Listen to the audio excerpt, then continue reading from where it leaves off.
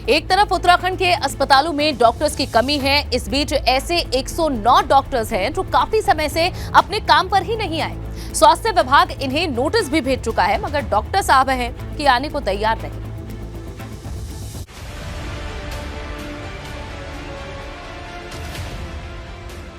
उत्तराखंड में स्वास्थ्य की स्थिति किसी से छिपी नहीं है। एक तरफ प्रदेश में डॉक्टर्स की कमी है, वहीं 109 डॉक्टर ऐसे हैं जो सालों से अपने काम पर आए ही नहीं। अब आपको जिलेवार स्थिति दिखाते हैं कि कहां कितने डॉक्टर लापता हैं। नैनीताल जिले में 5 डॉक्टर अनुपस्थित चल रहे हैं।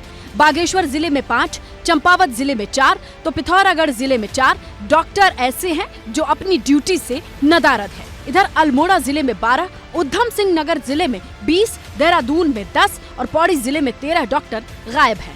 उत्तरकाशी जिले की बात करें तो यहाँ 6 डॉक्टर, टिहरी जिले में 9, रुद्रप्रयाग जिले में 3, चमोली जिले में 3 और हरिद्वार जिले में 15 डॉक्टर अनुपस्थित हैं। लापता चल रहे डॉक्टर्स को नोटिस भी दिया जा चुका है, मगर डॉक्टर साहब फिर भी ड्यूटी पर नहीं लौट रहे हैं।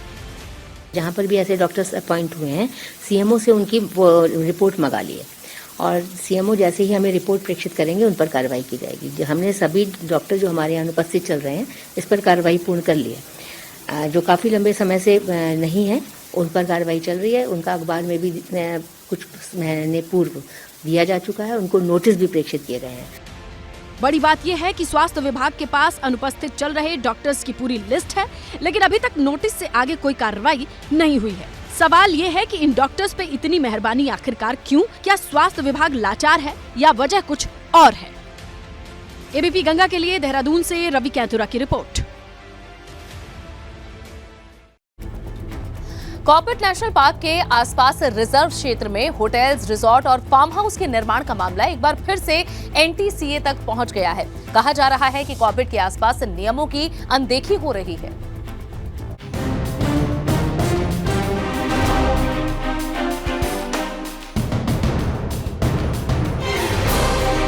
कॉर्बेट नेशनल पार्क, जिसे बाघों का घर कहा जाता है, हर साल बाघों के दीदार के लिए हजारों की संख्या में सैलानी कॉर्बेट आते हैं। मगर कॉर्बेट पार्क इन दिनों किसी और वजह से चर्चा में है। कॉर्बेट पार्क के आसपास हुई कमर्शियल गतिविधियों पर सवाल उठ रहे हैं। इसे लेकर एनटीसीए ने वन विभाग को नोटिस भेजा है। वन विभाग पर बड़े कारोबारियों को फायदा पहुंचाने और नियमों को तोड़ने का आरोप है।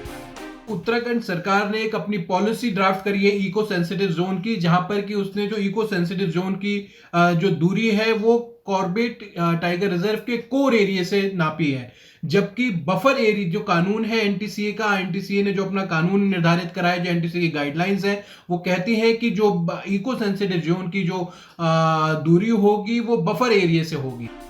इस मामले पर वन विभाग ने एनटीसीए को पत्र लिखा है, जिसमें कहा गया है कि मामले की जांच कराई जा रही है। जो भी निर्णय होगा उसको देखा जाएगा, परीक्षण कराया जाएगा और निश्चित रूप से कुछ ही तरह के अतिक्रमण को फॉरेस्ट में अलाउ नहीं किया जाएगा। उधर वन विभाग के मुख्य वन जातीय प्रतिपालक समीर सिन्हा का दावा है कि जो भी रिजॉर्ट, होटल कॉर्बेट के आसपास बने हैं वो बफर जोन का क्षेत्र नहीं है। ये buffer zone wild life act में अब एक विधिक शब्द है और उसकी एक परिभाषा उसमें व्याख्यापित है। मैं स्पष्ट करना चाहूँगा कि कॉर्बेट के बफर जोन में कोई भी रिसॉर्ट, कोई भी निजी संपत्ति या कोई भी रिसॉर्ट नहीं है। जो भी वहाँ पे रिसॉर्ट इत्यादि बने हैं वो निजी भूमि में बने हैं और वो बफर क्षेत्र का भाग नहीं है। अब सवाल ये है कि आखिरकार कॉर्बेट में क्या वाकई नियमों के खिलाफ काम किया जा रहा है? क्या वन विभाग के अधिकारी नियमों की अनदेखी कर रहे हैं? अगर ये सब हो रहा है तो इसके पीछे कौन लोग हैं? एबीपी गंगा के लिए देहरादून से अजित सिंह राठी की रिपोर्ट। और अब खबर हरिद्वार से। हरिद्वार में पढ़ाई के तनाव से परेशान एक बच्चे ने अपने ही अपहरण की झूठी कहानी बना डाली। बताया जा रहा है कि 5वीं क्लास में पढ़ने वाले छात्र ने अपने परिजनों को झूठी कहानी सुनाई कि कुछ लोगों ने उसे अगवा कर लिया था और किसी तरह से उसे उनके चंगुल से भागकर उसने जान बचाई है। पुलिस ने अब सीसीटीवी के जरिए घटनास्थल के आसपास के इलाके में संदिग्ध की तलाशी की तो कोई सुराग नहीं लगा। पुलिस की सुई छात्र की तरफ घूमी तो पता चला कि उसने अपहरण की झूठी कहानी बनाई थी ताकि उसे ट्यूशन जाने से छुटकारा मिल सके। तो कहीं ना कहीं ऐसा लगा कि आजकल बच्चे जो है इस उम्र में कहीं पढ़ाई की टेंशन से या अन्य कारणों से कभी कभी अन्यत्र स्टोरी बता देते हैं। तो बच्चे के पेरेंट्स को और उनको कॉन्फिडेंस में लेकर जब सारी जानकारी की गई तो उसके द्वारा बताया गया कि थोड़ा वो पढ़ाई को लेकर ज़्यादा ओवर एग्जर्ट था और इस कारण से कि ट्यूशन से ना जाना पड़े, तो उसने ऐसी एक बात बता दी थी जिससे कि घर में लोग उसे ना भेजें।